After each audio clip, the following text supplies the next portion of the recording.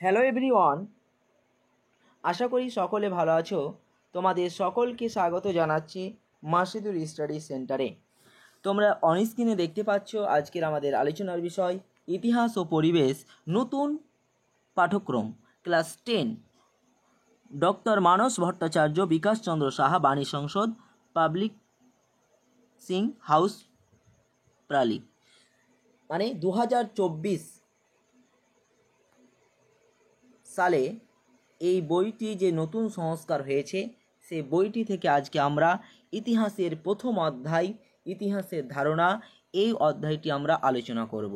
Okay my dear student, চলো শুরু করি আজকের আলোচনা। একেবারে ইউটিউবে প্রথম ক্লাস পাবে সব আগে। চলো দেখো, নাম্বার 1 বলছে সঠিক উত্তরটি নির্বাচন করো। ক্লিয়ার? বলছে 1 পলাশির যুদ্ধ হয়েছিল কত খ্রিস্টাব্দে? তোমরা ক্লাস 8এই পড়েছো, তাই না? 1757 খ্রিস্টাব্দে। কার সঙ্গে হয়েছিল বলো তো? সেটা কমেন্ট সেকশনে কমেন্ট করে জানাতে ভুলবে না। ওকে, পলাশি যুদ্ধ কার সঙ্গে হয়েছিল সেটা তোমরা অবশ্যই কমেন্ট সেকশনে জানাবে। 2 নাম্বার, ভারতের ফুটবল খেলা প্রবর্তন করেন কারা? সঠিক অ্যান্সার হচ্ছে ইংরেজরা। অপশন ক। আমি জাস্ট সঠিক অ্যান্সারটা বলবো। ওকে, পড়ে করলে অনেক টাইম লাগবে। তোমরা খাতা পেন নিয়ে রেডি হয়ে যাও, আমার সঙ্গে সঙ্গে অ্যান্সারগুলো তোমরা কিন্তু লিখতে থাকবে খাতায়, তাহলে তোমাদের কিন্তু মনে থাকবে। 1-3 সমপ্রকাশ ছিল একটি কি পত্রিকা? সাপ্তাহিক পত্রিকা। সমপ্রকাশ ছিল একটি সাপ্তাহিক পত্রিকা। তারপরে আসি 1-4 বঙ্গদর্শন পত্রিকা প্রকাশ করেন কে? বঙ্গদর্শন বঙ্কিমচন্দ্র। ক্লিয়ার? দেখো, বঙ্গদর্শন কে হবে? বঙ্কিমচন্দ্র। এটা মনে রাখবে কি, দেখো ব দিয়ে আছে মানে বঙ্কিমচন্দ্র। আর একটা আছে তোমার সমপ্রকাশ পত্রিকা, ওটা হচ্ছে দ্বারকানাথ বিদ্যাভূষণ। সমপ্রকাশ আর বঙ্গদর্শনে কিন্তু একটু গুলিয়ে যাবে তোমরা, তাই এটা এইভাবে মনে রাখবে যে বঙ্গদর্শন আছে মানে বঙ্কিমচন্দ্র, ব দিয়ে বঙ্কিম। তারপরে 5 নাম্বার, জীবনের ঝরাপাতা গ্রন্থটি হলো একটি কি? আত্মজীবনী। সঠিক অ্যান্সার ঘ। বিশ্ব পরিবেশ দিবস পালিত হয় কত? 5ই জুন। এর সালটা জানো তোমরা? সালটা হবে 1972 খ্রিস্টাব্দে। 1972 খ্রিস্টাব্দে 5ই জুন, সালটাও জেনে রাখো, পাশে লিখে দেবে খাতায়। 7 নাম্বার, ভারতীয়রা আলুর ব্যবহার শিখেছিল যাদের কাছ থেকে? তারা কে?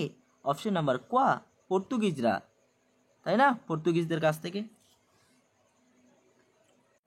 তারপর দেখো 8 নম্বর বলছে সত্যজিৎ রায় যুক্ত ছিলেন কিসের সঙ্গে? সত্যজিৎ রায় যুক্ত ছিলেন শিল্প চর্চার ইতিহাসে। তাহলে সঠিক অ্যান্সার হচ্ছে শিল্প চর্চার ইতিহাসে। তো শিল্প চর্চার ইতিহাসে। 9 নম্বর কোশ্চিন, নিষিদ্ধ শহর বলা হয়, ভালো কোশ্চেন বা খুব, লাসাকে। সঠিক অ্যান্সার হচ্ছে লাসাকে। 10 নম্বর, রাসেল কার্সন যুক্ত ছিলেন কিসের সঙ্গে? পরিবেশের ইতিহাসের সঙ্গে। তাহলে সঠিক অ্যান্সার হচ্ছে অপশন নাম্বার গ। এরপরে দেখো বিভাগ খ, নিচের প্রশ্নগুলির উত্তর দাও, একটি বাক্যে উত্তর দাও। প্রশ্ন মান হচ্ছে 1। দেখো নাম্বার 1, 1 বলছে বেঙ্গল স্কুল অফ আর্ট কে প্রতিষ্ঠা করেন? তাহলে এর সঠিক অ্যান্সার হচ্ছে অবনীন্দ্রনাথ ঠাকুর। কি অ্যান্সার? লিখে নাও আমার সঙ্গে সঙ্গে তোমরা খাতাতে, অবনীন্দ্রনাথ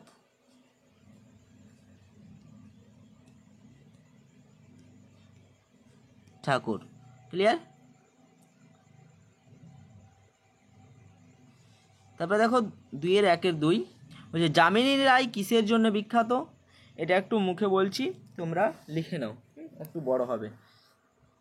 দেখো বলছি তিনি ছিলেন একজন খ্যাতনামা বাঙালি চিত্রশিল্পী। এটাই, যেহেতু একটি বাক্যে উত্তর দিতে বলেছে। কি বললাম আবার বলছি, দেখো মানে যামিনী রায় ছিলেন একজন খ্যাতনামা বাঙালি চিত্রশিল্পী। ক্লিয়ার? 1-3 2-1 3 বলছে লা কোরবুজিয়ার কে ছিলেন? তাহলে এটা হবে, সরি এর সাথে তোমরা এই যামিনী রায়ের, ভুল বললাম, হ্যাঁ যামিনী রায় যেটা, সেখানে তোমরা আরেকটা লাইন লিখে নাও। সেখানে লিখবে যে তার বহু চিত্রকর্ম কালীঘাট চিত্রকর্ম হিসাবে চিহ্নিত। ক্লিয়ার? 2 দাগের এটা অ্যান্সার। এবার 3 দাগে আসি। লা কর্বুজিয়ার কে ছিলেন? তাহলে এর সঠিক অ্যান্সার হবে একজন বিখ্যাত স্থপতি শিল্পী। একজন বিখ্যাত কে ছিলেন? দন্ত সহিত হয় যুক্ত স্থপতি শিল্পী। ওকে, একজন বিখ্যাত স্থপতি শিল্পী।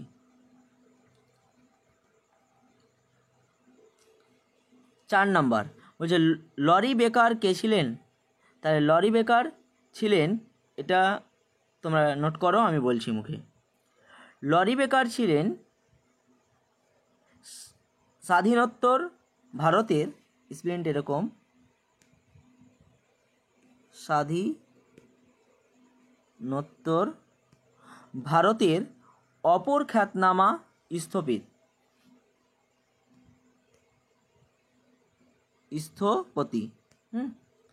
স্থপতি কী হবে তাহলে? যে লরি বেকার ছিলেন স্বাধীনোত্তর ভারতের অপর খ্যাতনামা স্থপতি। তিনি গরিবদের স্থপতি নামে অভিহিত হন। এটাও মনে রাখবে বা লিখে নাও তার পাশেই, যে তিনি গরিবদের স্থপতি নামে অভিহিত হন। ক্লিয়ার? বুঝতে পারলে ব্যাপারটা? আমি আবার রিপিট করছি, তোমরা লিখবে যে লরি বেকার ছিলেন একজন স্বাধীনোত্তর ভারতের অপর খ্যাতনামা স্থপতি, দাঁড়ি তিনি গরিবদের স্থপতি নামে অভিহিত হন। তারপরে আসি 5 নাম্বার, চার্লস কোরিয়া কে ছিলেন? তাহলে লিখো চার্লস কোরিয়া ছিলেন আধুনিক ভারতের স্থাপত্য কর্মের সবচাইতে বড় শিল্পী। এটা কী হবে? যে আধুনিক ভারতের স্থাপত্য কর্মের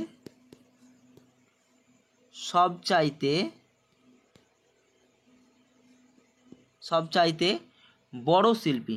ওকে,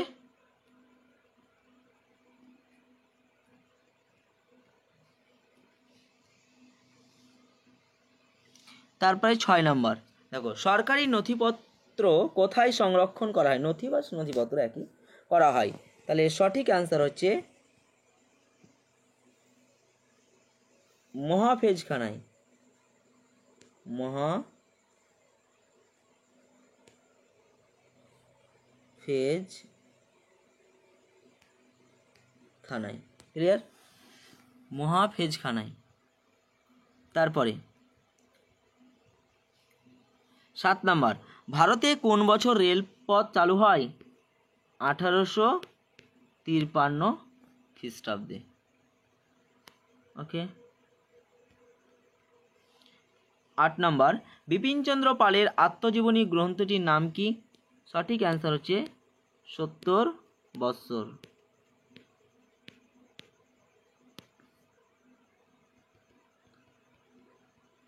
9 নাম্বার, কোন বছর সমপ্রকাশ এর প্রকাশনা সাময়িকভাবে স্থগিত রাখা হয়? 1878 সালে। ক্লিয়ার? 1878 সালে সমপ্রকাশের প্রকাশনা সাময়িকভাবে স্থগিত রাখা হয়। 10 নাম্বার, কলকাতার ঔপনিবেশিক স্থাপত্যগুলির যে কোনো একটি উল্লেখ করো।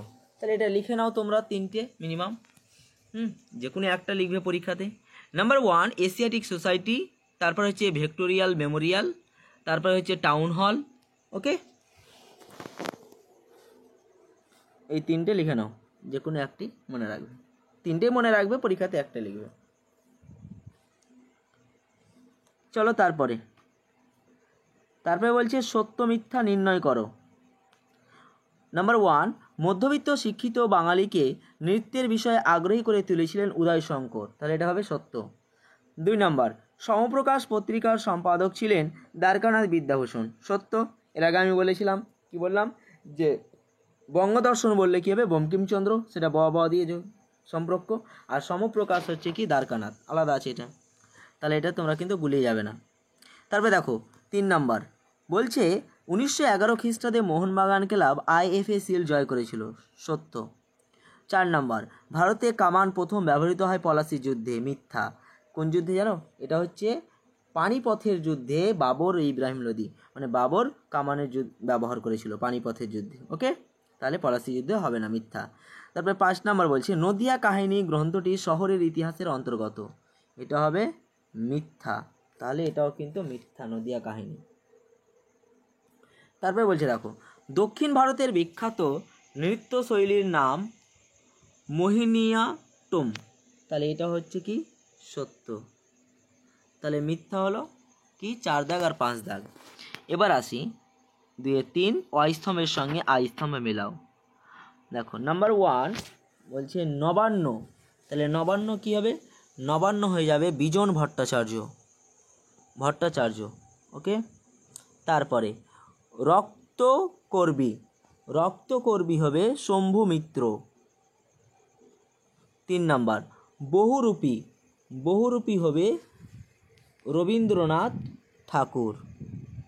4, তবে টিনের তলোয়ার কি উৎপল দত্ত, ক্লিয়ার। তারপরে আসি খ নাম্বার হরিশ্চন্দ্র, তাহলে হরিশ্চন্দ্র কী হবে, হরিশ্চন্দ্র হবে দাদা সাহেব ফালকে। তারপরে মাদার ইন্ডিয়া হবে মেহবুব খা। মেঘে ঢাকা তারা কে, ঋত্বিক ঘটক, তাই না। পথের পাঁচালী সত্যজিৎ রায়, হয়ে গেল, ক্লিয়ার। এবার শূন্য স্থানে চলো, বলছে ভারতে প্রথম রেলপথ স্থাপিত হয় ড্যাশ খ্রিস্টাব্দে, এর আগেই আমরা করলাম MCQ 1853 খ্রিস্টাব্দে, 1853 খ্রিস্টাব্দে। 2 নম্বর এশিয়ার প্রথম মেডিকেল কলেজের নাম কি, লিখবে কলকাতা মেডিকেল কলেজ, কলকাতা, ওকে, কলকাতা মেডিকেল কলেজ।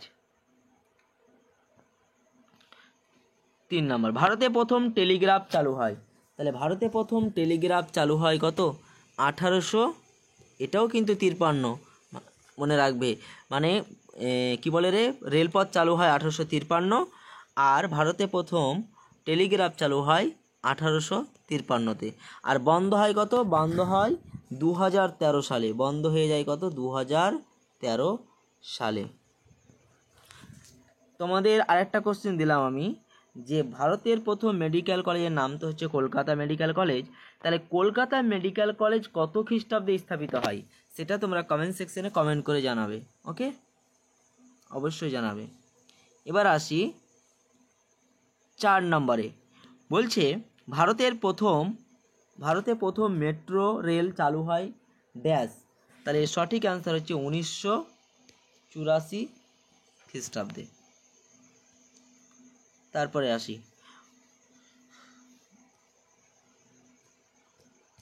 বলছে নিম্নলিখিত বিবৃতিগুলির সঠিক ব্যাখ্যা নির্বাচন করো। বিবৃতি 1 বলছে শিখ পুরুষেরা মাথায় পাগড়ি পরেন, তাহলে সঠিক ব্যাখ্যা হবে ব্যাখ্যা নাম্বার 1, ধর্মীয় কারণে রাখা চুল ঢেকে রাখার জন্যে, ওকে। 2 নম্বর বিবৃতি ছবি থেকে ইতিহাসের তথ্য সংগ্রহের সময় সজাগ ও সতর্ক থাকতে হবে, তাহলে এর সঠিক ব্যাখ্যা কী হবে, সঠিক ব্যাখ্যা হবে ব্যাখ্যা 2, কেননা ছবিগুলি সব সময় সত্যকে তুলে ধরে না। তাহলে আজকে এই পর্যন্ত, এরপরে পার্ট আমরা আলোচনা করব।